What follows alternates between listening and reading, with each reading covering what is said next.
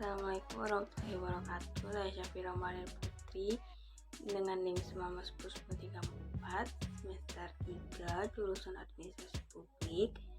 Dalam mata kuliah Manajemen Pembangunan, saya telah memilih 3 pertanyaan yang akan saya jawab. Pertama itu tentang tanggapan anarkisme media massa atau masyarakat umum, khususnya tuh Indonesia gitu.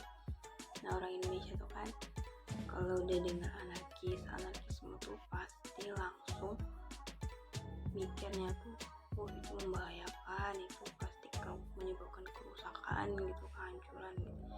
Ya kayak orang demo itu pasti media tuh bakal tulis tindakan anarkisme. Padahal sebenarnya anarkisme itu kan tindakan untuk menolak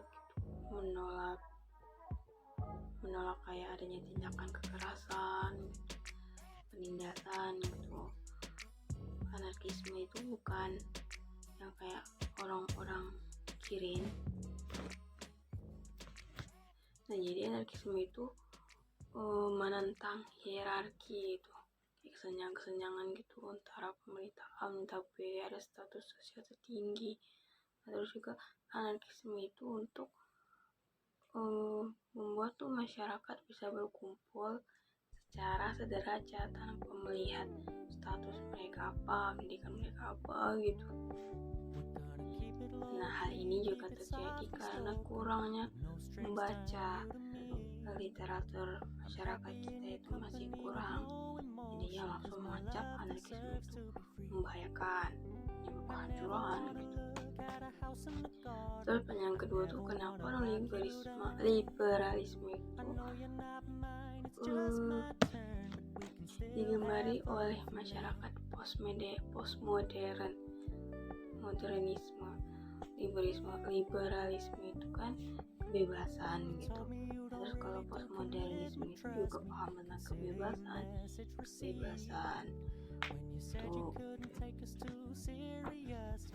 kebebasan nilai tinggi gitu. Terus adanya keterbukaan tentang kebinekaan. Kebinekaan itu kan yang beda-beda tetap satu gitu. Terus toleransi, menolak monopoli pasar, apalagi kan monopoli lah.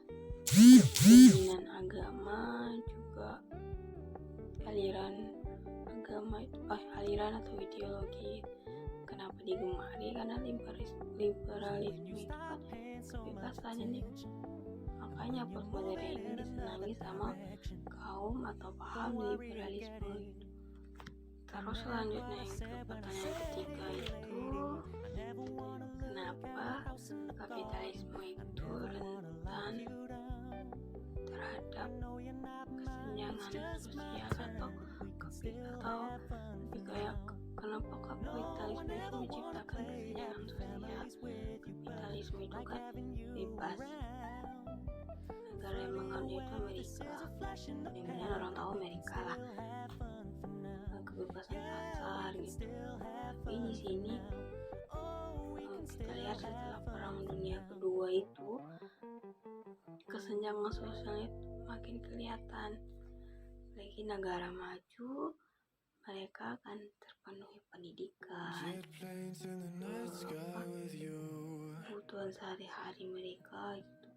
Beda sama negara berkembang, pasti lebih dominan, lebih sering terlihat orang-orang yang pendidikannya itu nggak bisa mengenyam pendidikan. Terus banyak yang kurang gizi, banyak yang jalanan. Walaupun di negara maju juga ada, tapi itu hanya sedikit gitu. Apalagi sekarang nih kan globalisasi, terus teknologi makin tinggi, banyak inovasi dari masyarakat atau pemuda global. Jadi pekerjaan yang biasa menggunakan pekerja manusia pada akhirnya mereka menciptakan robot. Nah, jadi robot ini yang menggantikan peran manusia tersebut. Maka kesenjangan sosial itu